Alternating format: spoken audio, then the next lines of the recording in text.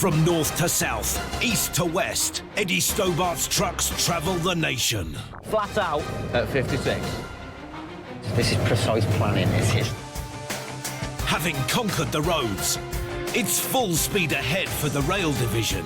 And they're flying high at London's Southend Airport too. Fingers crossed this goes on time. Crossing the continent in huge convoys, the truckers are advancing into Europe. Don't get this driving up and down the M6. The scenery around here is spectacular. But the clock doesn't stop. You think it was a matter of life and death? Deliveries have to be made. I've got to get. And challenges mastered. I hate it when it's not dead straight. Whether home or abroad, their wheels just keep on turning. Get on. It's old fan Dabby Dozy. Ding dang do. Coming up, will mother trucker Fiona Solchak get her run done in time to make her own personal pickup? I have one stroppy little 7-year-old stood outside the school gates all on her own. The Stobart rail team tackle a tricky train track above the M6 motorway. Obviously, we don't want to cause any accidents with any debris falling on the main road. And tramper Ashley Maddocks has a life-saving load. If they turn and says, Ash, you've got to take it to Africa, I'll just keep going with it.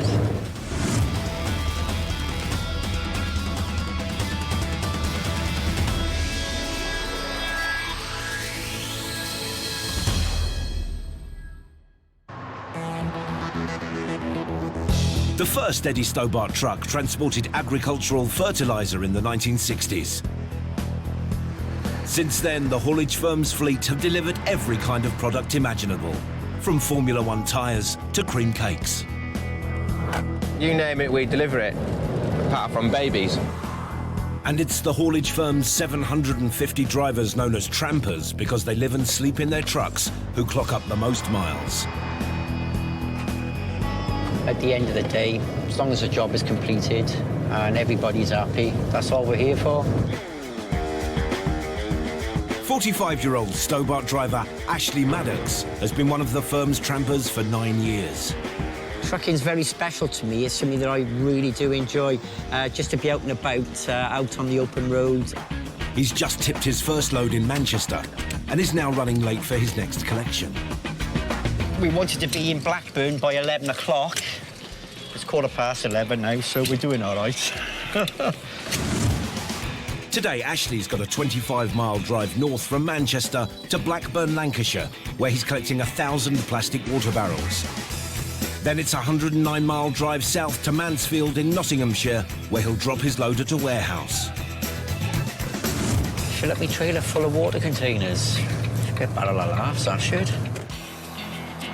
The barrels will then be shipped to Africa and distributed to schools and remote villages.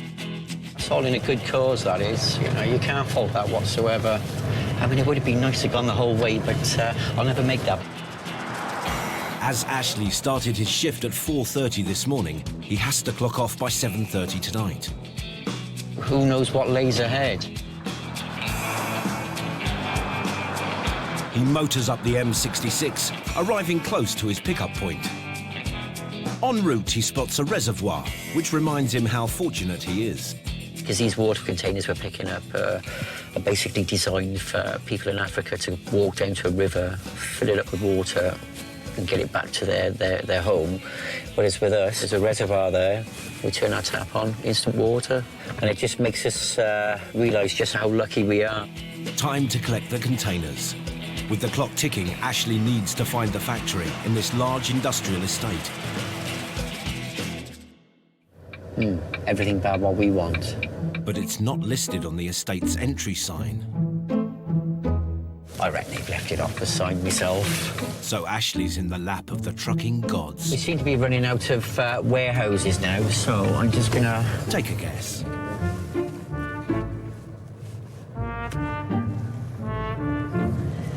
Yeah, I've been doing this for years, driving around in circles. I don't seem to be seeing it. But this Welsh wizard of the water barrels is not one to give up, especially with a load this important.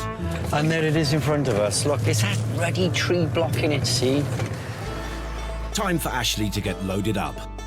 As he does, he gets a chance to see one of the water barrels he'll be carrying. Now, you've probably seen on television children in Africa carrying those on their head. I have, yeah. That's 25 litres, You're 25 joking. kilos, and that's the alternative. This is what we're picking up now today. You're picking up 1,000 of these today to go to the children of Africa. There's just no effort in that at all, is there? That is so much easier compared to trying to... Oh! I mean, I'm not being funny, but I couldn't carry that 5 yards, never mind 5 miles. Within 20 minutes, Ashley's truck is loaded, so he becomes the first link in this long-haul transport chain. That's it, last one, job's a good one, so let's hit the road. But this is a busy industrial estate, and the Welsh Wizard hits a problem even he can't magic himself out of. We've got this truck down there now. He's obviously coming for a load, so they're doing 2 together, so I can't go anywhere till he actually shifts. The ever-charitable Ashley uses the time to make a spotter happy. Hiya, how you doing? Oh, mind if signing my autograph book? You're my favourite driver. Oh, thank you. Oh, that's lovely. Like I say, some jobs have their perks, and that is definitely one of them. With the other trucks loaded, Ashley's path is clear. Now an hour behind schedule, he finally hits the road for his 109-mile journey south. I will pull out all the stops to make sure that this product gets to where it needs to be. Even if they turn around and say, Ash, you've got to take it to Africa, I'll just keep going with it. The first stretch will take him across the M62 at rush hour. Because it can be a bit of a notorious motorway, that one, for bad traffic. If I can get myself across there before everybody starts piling out of work, I'll be a happy chappy. If he hits congestion, will the barrels for the water get where they ought to? See how Ashley gets on later. Coming up, Stobart Rail take on a job above one of Britain's major motorways. Obviously, we don't want to cause any accidents with any debris falling on the main road. And will Ashley and his charity chariot make the drop in time? I only had one nerve left in my body. I think it's been damaged now and finished off.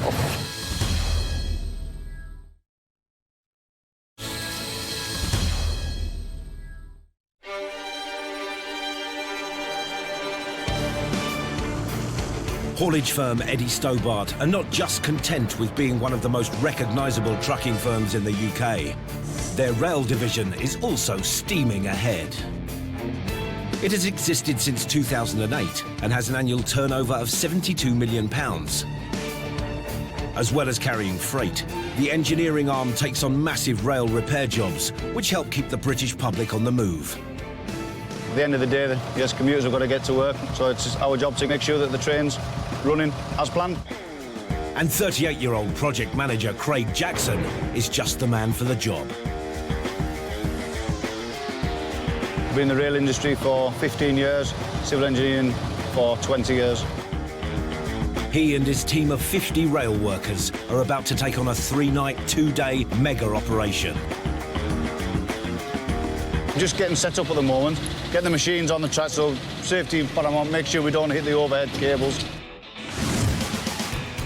Tonight, they're in the northwest of England, near Crewe, Cheshire, working on a railway bridge spanning the M6 between junctions 17 and 18. They've been contracted by Network Rail to waterproof the 300-metre bridge. Erected in the mid-60s, it needs new protection against the long-term effects of rainfall. It's a mammoth job, so Network Rail are shutting down the line for an entire weekend. We've got a 53-hour possession starting midnight Friday night till 5 o'clock on Monday morning. Everything has to run like clockwork. With the power to the overhead cables switched off, Stobart Rail's monster machines can move in. But the dangers aren't over just yet. Right underneath the bridge runs one of the UK's busiest arteries, the M6 motorway. Overseeing site safety is 25-year-old Paul Lamb. Obviously, we don't want to cause any accidents with any debris falling on the main road, so all precautions are put in place. Before the rail team can get started, they need to construct a fence. The purpose of the blue netting is to stop any debris falling off the side of the bridge. The machines aren't allowed to slew over the bridge. Everything has to be done within inside the confined space of the netting. The debris net is fitted, but before the waterproofing can happen, the team need to remove the rails, the stones known as ballast, and the sleepers that they sit on. There's a lot of manual labour just involved, just to unclip all the rails. Then in roll 2 road rail vehicles.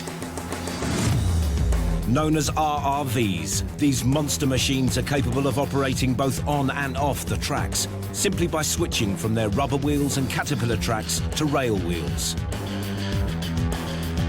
Costing £170,000, the Komatsu rail bug is capable of lifting 3.5 tonnes. The Colmar 10,000 costs £215,000 and can lift an immense 10 tonnes. Their first job tonight is to lift the unclipped rails 100 metres away from the bridge, where they'll be stacked. But no sooner have the work started than they hit a problem. They've found some live cables on the track. They're actually clipped to the sleeper. Because we're dragging the rails over the top of the sleeper, there's a potential to damage the cables. These vital cables are a link to the train network's signalling system. If they're damaged, they can cause major disruption to train services when this line reopens. When a train goes over these, it activates the signals. They'll change to green. If you don't fix it, the signals won't be working.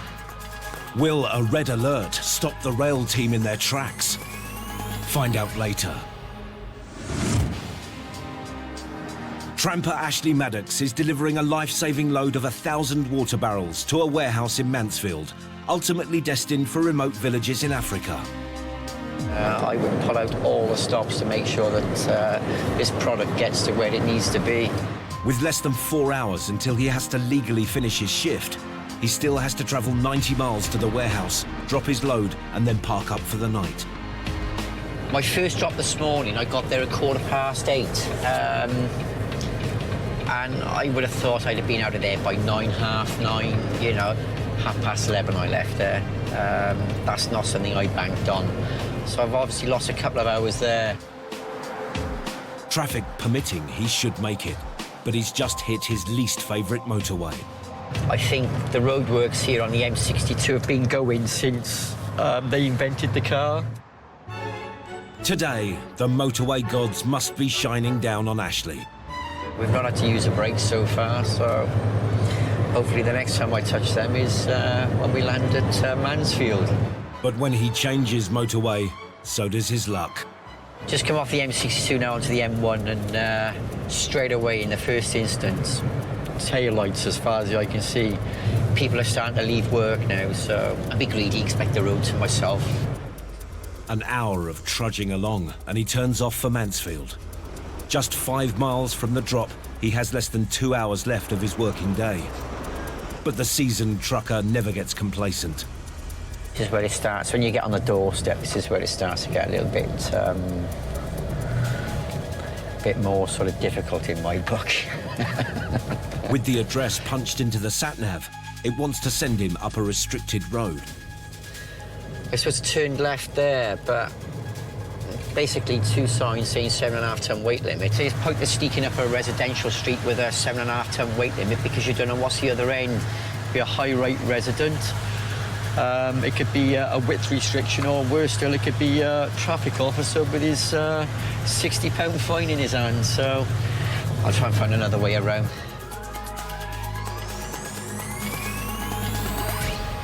Ashley's patience pays off.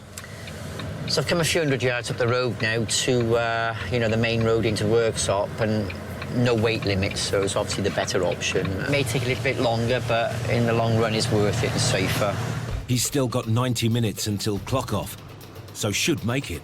But in the trucking game, nothing is simple. Poorest signposted industrial estate I've ever had to go to.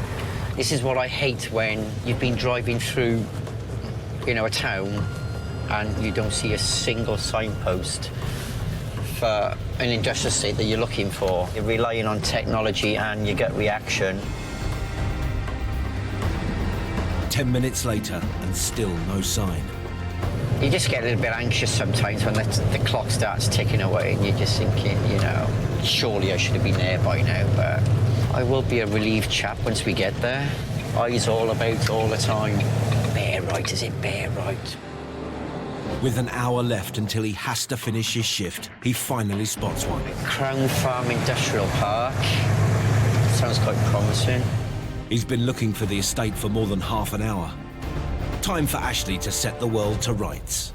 So we've literally driven all the way through Mansfield for what I consider as an eternity, and only picked up one sign. To me, that's poor signage in such a large town. But finding the street in this maze of warehouses isn't going to be that simple.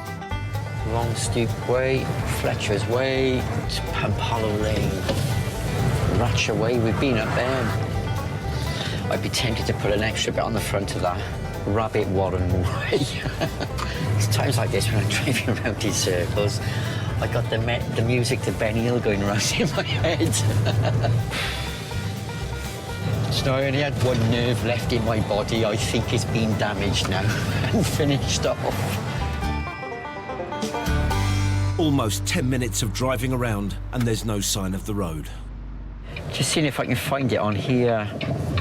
There's no such thing as Windsor Court in Mansfield. Never one to take defeat lightly, the Welsh Wizard goes for one more circuit before calling his planner. And he spots something. I've been up there. But it doesn't match the name of the road he's been given. Try down there, that's the last turn in Fletcher Way. Fletcher Way. Fletcher Way. Doesn't look like Windsor Court to me. But when Ashley reaches the last warehouse on the street, he sees a group of smiling faces. Hello! I think they've been waiting a while. It's the charity's volunteers ready to unload his precious stock. And with just over half an hour until Ashley's working hours run out, they need to get a move on.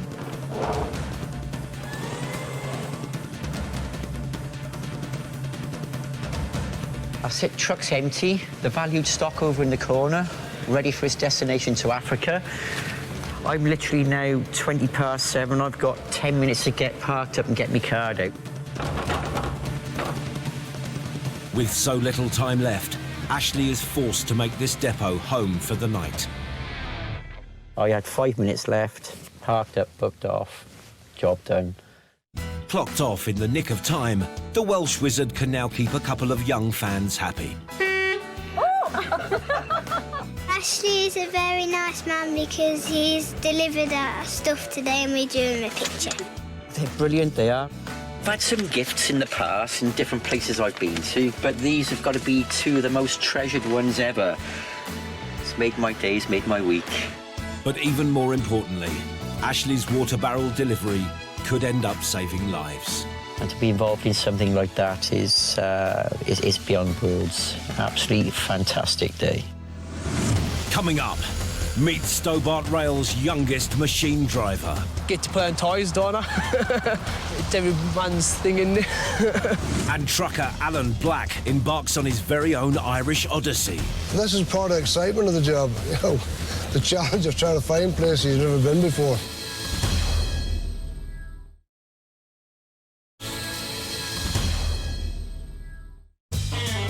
Eddie Stobart is one of the country's most iconic haulage firms. Every 4.5 minutes, one of their green and red machines can be seen on the UK roads. But they also deliver to the Emerald Isle. The grass is greener over here. I like it. Well, I'm a bit biased. And one driver who should be more familiar with Ireland than most is Stobart tramper Alan Black, who originally hails from Ulster. I think to be a good trucker, you have to have a decent sense of direction and a lot of patience. The haulage firm's depot is in Hawley's Lane near Warrington. The 55-year-old driver is stocking up his truck in preparation to make the long journey to Ireland. You think I was going on an expedition? The question is, where do you put it all? From Hawley's Lane, he'll drive 25 miles to the port in Liverpool, where he'll catch an overnight ferry to Dublin. Once in the Republic of Ireland, he'll travel 200 miles, making 4 drops of garden furniture. Firstly in the town of Longford in the middle of the country, then 3 drops in the city of Limerick in the southwest. Now living in England, Alan hasn't crossed the Irish Sea for some time. I've been over here now for 20 odd years. All of Ireland's changed that much, and I think I'll find it hard to readjust. 25 miles later, Alan arrives at Liverpool docks. He has to steer his 54-foot truck and unliveried Stobart trailer onto the overnight ferry. It's a job that takes lots of concentration. But with 34 years trucking experience, Alan has no problem. Happy days. Once he's parked up his 28-ton monster machine and load, it's anchored to the ferry floor so it doesn't roll about on the often rough Irish Sea. When the truck's chained down, the ferry sets off and Alan can bed down. So I'll bid you a fond farewell. I'll see you in the morning. Good night.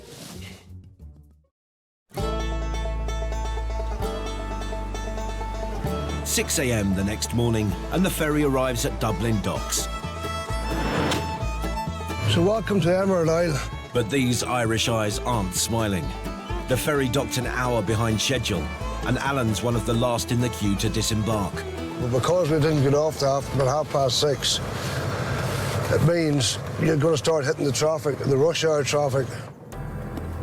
With 4 drops today, the Irishman is up against it. He needs to unload in Longford by 9:30 if he stands any chance of making his deadline. But with no postcodes outside of Dublin, he can't rely on a sat-nav to get him to his first drop 81 miles away. You've got your sat-nav, which is okay to a point, because these will try and take you down the most ridiculous roads. Less than 10 miles into his journey, the former Ulsterman is forced to stop to refer to the trucker's old faithful Idiot's Guide. The good old road map. The address I've got just says Longford, Ireland. Just there's 2 different Longfords, so... Because he's delivering to a large garden centre, Alan takes a punt that it's the town of Longford, rather than rural Longford. So it's got to be this one.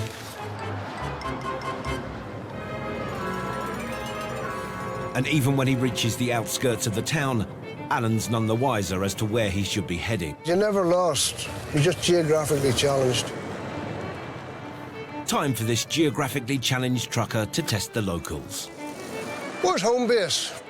You can... Oh, don't tell me to turn around. You can go that way, you can go that way. Go straight on up until you come to another roundabout. This is part of the excitement of the job, you know, the challenge of trying to find places you've never been before. If it was straightforward, the job would be boring. It could be the luck of the Irish or just good directions, but it looks like Alan's made it. I do believe we've done it. Let's get tipped. In less than 20 minutes, 7 loads of garden furniture are tipped and Alan's straight back out. Now 100 miles down the road in Limerick, it's drop number 2 and a case of déjà vu. Well, on my paperwork, I've got 3 deliveries in Limerick, but 2 I've got an address, my industrial area, but doesn't tell me the road name. I'll pull in here and ask. Well, that's good, they have no idea. Because you're never beaten till you're beaten. Every fruitless request for directions costs precious minutes. Go up here to over to the B&Q and come back in there. See, I'm sure that's them. Yeah, see, he's pointing over there. How the hell did I drive past that? It says Wix's as well. Does it say Wix's? I need the glasses changed anyway. He's literally yards from the location. How the hell did we not see that? Look, Wix's, look at the size of it. I think I'd best go Specsavers when we get home. But philosophical Alan is not one to beat himself up. The man who didn't make a mistake was never born. There we go. How easy was that? As he's unloaded, The canny Irishman decides to get directions for his last 2 drops, neither of which he has a street name for. You have to take second left, and you'll just B&Q will be on the right-hand side then. So they're all in that same area, you know? That'll do for me. With his 4 loads dropped, Alan hits the road again.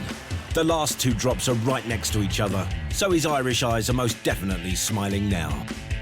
When they're half a mile apart, they can't be any easier. But today he's already had a runaround in the Republic, so when he arrives at what he thinks is his 3rd drop, he double checks. Just check with him, is this the right B&Q, just in case there's... I would hate to sit here like an Egypt and find it's the wrong one. This is one Irishman who's sure to be sure. It's this right one, it's City East. Yeah. It's the right one, isn't it? Yeah. It's thumbs up. The store gets their stock, and Alan gets directions to his 4th and final drop of the day. Straight across and left again. But it takes a Scotsman to tell an Irishman where to go in Limerick. The home base. You're not going to get lost again, are you? I probably will. You draw me a map, that's even easier. It's back to basics for Alan. A hand-drawn map.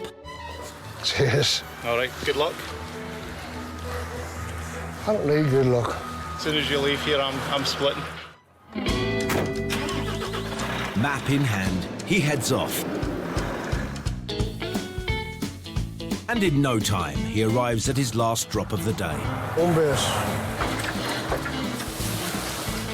4 deliveries done, and despite losing time earlier, Alan's bang on schedule. That, as I say, is that. The former Ulsterman's Irish odyssey is over for now. Tomorrow, as they say, is another day. A railway bridge over the M6 in Cheshire. Stobart Rail have 53 hours to remove train tracks so the bridge can be waterproofed, then relay everything. But 5 hours into the first night shift, they've hit a problem. Some cables attached to the train network signalling system. If you don't fix it, the signals won't be working. But this experienced rail team have a plan. To protect them, the cables are buried under timber and ballast. You should be ready to go now. So the works can continue. And project manager Craig Jackson is a relieved man. Very well spotted. As one of the monster road rail vehicles pulls the rails away, another kicks into action, yanking 4 sleepers at a time from the ballast. Over the next 6 hours, the gang steams ahead. 2.5 hours in front, so up to now, so if it keeps going like that, we'll do very well. Then the 12-hour shift comes to an end, and the day crew take over. They've got a lot to do now after our performance. So they get cracking. And one of the gang is the rail team's youngest employee, 19-year-old Johnny Stobart. My job today is to drive the road railer. Johnny started working at the company's rail division at the tender age of 16, and now has been trained up to drive the monster road rail vehicles. I've been driving the road rails for 2 years now. I love it. I love it. I don't think I could be a pen pusher, sitting there in an office all day. It's not my type of work. He may have a couple of years' experience under his belt, but with all these full-scale Tonka toys to hand, Johnny's still young at heart. Get to play on toys, don't I? It's every man's thing, isn't it? But this youngster has an old head on him. He knows that this kind of environment is no nursery. Yeah, it's dangerous work, driving road rails. A lot of blind places, that's why usually you got another man with your eyes on the floor. But the thing Johnny has to really watch out for isn't on the ground, but in the air. Capable of carrying 25,000 volts of electricity, it's the power lines for trains. Bad news if you hit one of them. That's a lot of trouble, that, if you damage them. Just try and keep everything low. No silly behaviour. And when he gets his hands on the RRV's joystick controls, the 19-year-old's maturity shines through. It takes him less than an hour to move the tracks. With the bridge now stripped, Over the next 6 hours, a team of subcontractors lay special sheets of waterproof felt. By 6 p.m, it's done. It's time to start the long process of relaying the tracks. First, the bottom layer of ballast.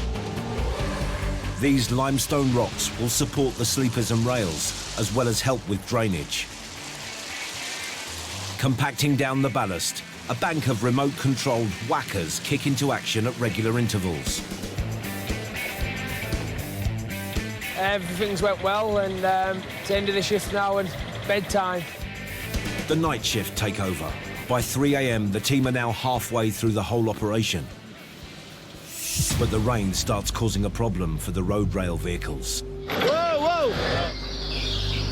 With it being so wet, it's hard for the road rail to get traction. It's slipping. Yeah, so the weather's slowing us down. Yeah. By 10 a.m, they've beaten the rain and all the sleepers and rails are laid. Time for the day team to clock on for their final shift. I couldn't leave it about 1.5, 2 hours behind. We just need a good shift today, lads. I'm sure you will anyway, but appreciate a little bit of hard work today. And they've help in the form of some heavy-duty machine muscle known as the tamper.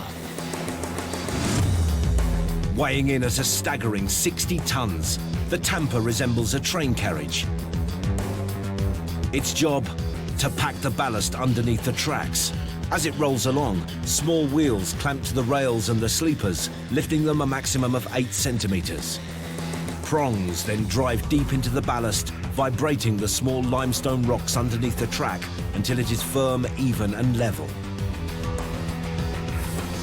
On a good run, it can do 800 metres of track per hour. This process is vital for trains to run safely on the line. Today, it takes the tamper 3 hours to do both tracks. Once the tamper's finished, the line then needs to be stressed and welded. The welders join the relayed track to the rest of the railway network, making one continuous track. The job is now back on schedule, meaning project manager Craig is a happy man. Yeah, all the tamping done, all the welding done, all the top ballasting done. So yeah, they did a very good shift. Final checks are made to the relayed rails. As the machinery starts to be taken off the lines, a relieved Craig can call it a day. Yeah, it's been a bit of an eventful weekend, but in the end we've delivered it on time, and that's the main thing. I'm sure Network Rail will be happy. After 3 nights and 2 days, the bridge is finally waterproofed. 5 a.m. the next morning, the first train rolls through without a hitch.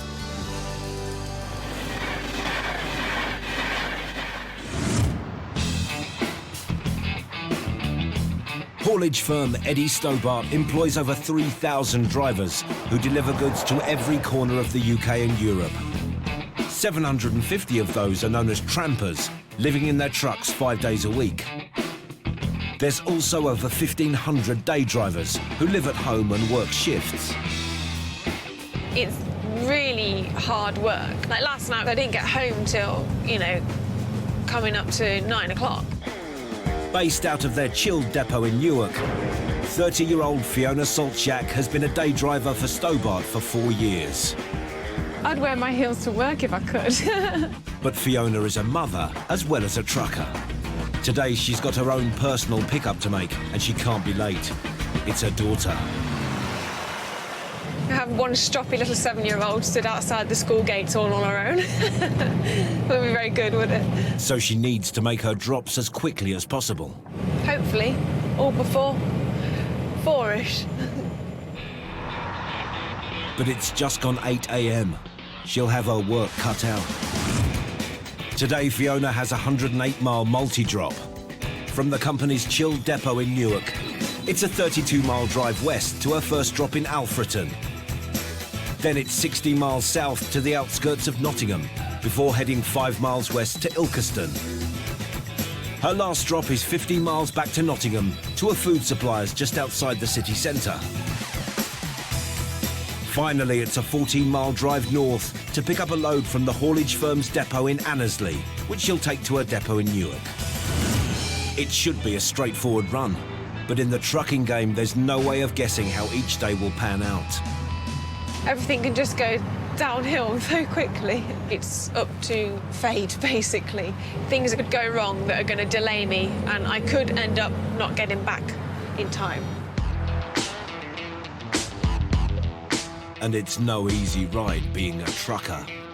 The trucking is mentally tiring because you've all the time got to be thinking ahead what's happening in front of you and behind you and what's potentially going to happen with side roads and roundabouts and bridges and cyclists and people walking on the footpath. When I get home, I'm like, ugh, I feel like I've done a marathon.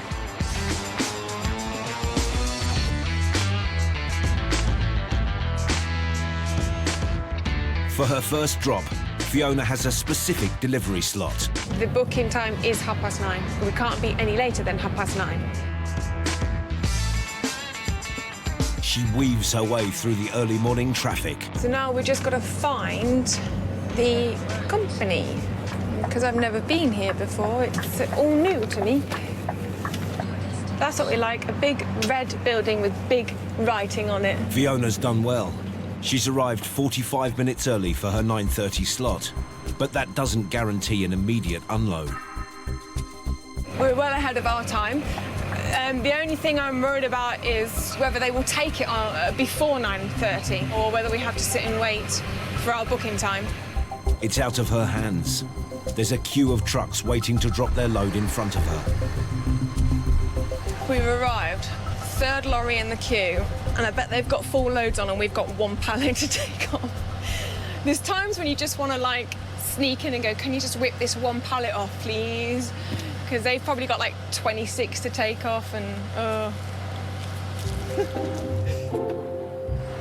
Now we do the wonderful waiting game. All of the time gained could be in vain.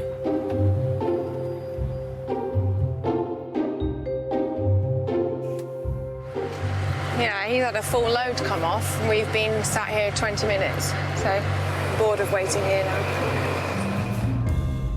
Finally, after a 45-minute wait, it's Fiona's turn to open her back doors and drop her load.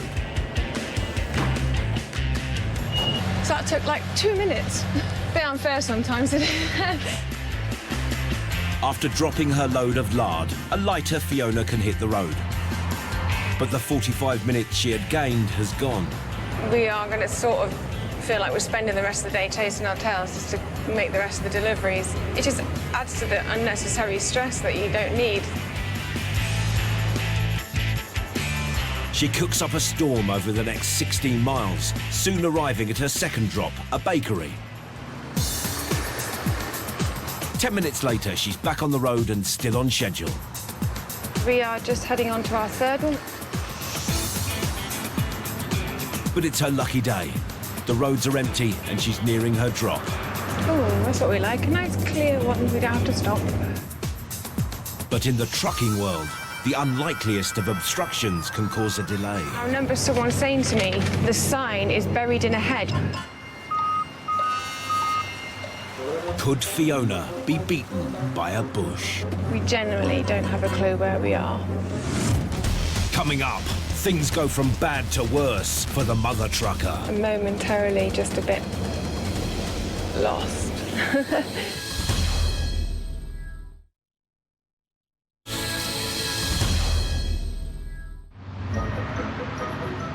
Chilled driver Fiona Solchak is trying to make her third drop of the day at a catering company on an industrial estate on the outskirts of Nottingham. But there's a problem. I remember someone saying to me, the sign is buried in a hedge. So she's going to need X-ray specs to spot it. This is the industrial estate now. No idea where I'm going.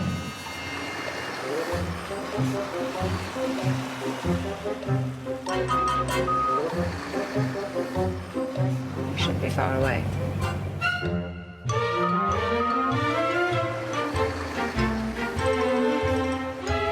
Finally, she finds it. After backing onto the bay, 5 pallets of cheese start to get unloaded. So it's going to whip them off now? All Fiona has to do now is wait for her paperwork, which can take longer than the unload. But as a chilled driver, she's the queen of cool and is not one to get cheesed off. Everything's going fine. After a half-an-hour wait, Oh, we're green. We can go and get paperwork. it's almost 11, and Fiona's next drop means battling the streets of Nottingham city centre. In the towns here, you've got to take in every single sign you see. Heights restrictions, weight restrictions, width restrictions. Can you go down here? Can you go down there? I'm momentarily just a bit lost. We just keep heading in a direction, and I'm sure somewhere a sign will pop up that will be of use to us. We're just going on a little tour now. It's quite big, Nottingham. After almost half an hour of driving around the city's one-way system, Just seen it. she arrives at the food wholesalers at midday. Now we've got to figure out how to get into it. Once she's backed in, Fiona mucks in to unload her final pallet, boxes of margarine.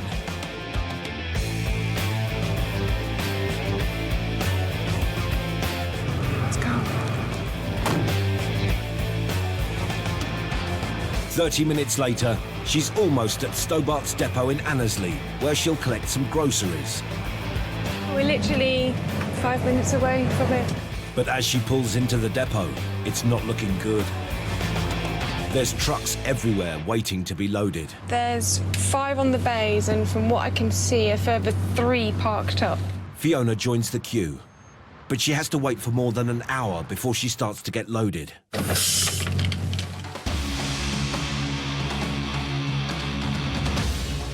It's gone 2 o'clock by the time she hits the road again. It's a 26-mile dash cross-country to her depot in Newark before she can collect her daughter from school.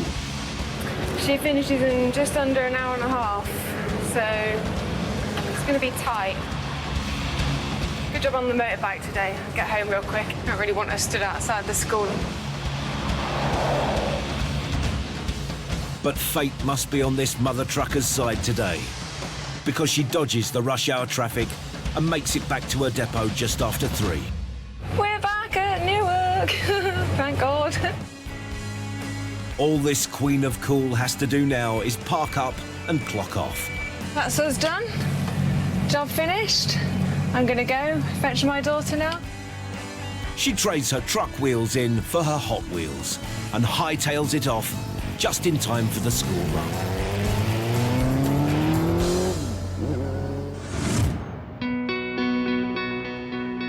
As Fiona clocks off, it's time to bid farewell to the Eddie Stobart truckers. It's been a pleasurable experience. Over the past 8 weeks, they've travelled the length and breadth of the nation. We're coming out of Scotland into England. You notice the rain's easing up. And far beyond. You don't get this driving up and down the M6. The scenery around here is spectacular. Get in, Eddie Stobart team. In massive convoys. Will you ever look at anything as fantastic as that? They've battled the elements. Just have to keep our wits about us and watch out for black ice. Faced the rigours of the roads. Get old caravan, slow us down.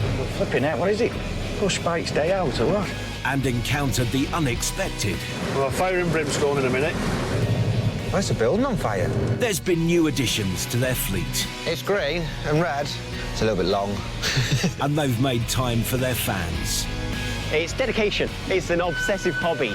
Can I have a hug? Of course you can! But for the red and green armada, no challenge is too great. You're going to see a fat lad sweat.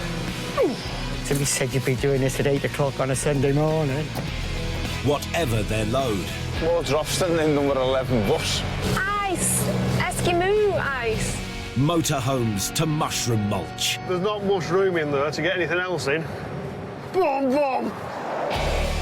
From the Firth of Forth to the plains of Spain. We've made it. In one piece. One thing's for sure. The goods always get through. Right, let's rock and roll. Woohoo! Things can only get better. I've no idea how much that means. So, until next time. Keep on trucking!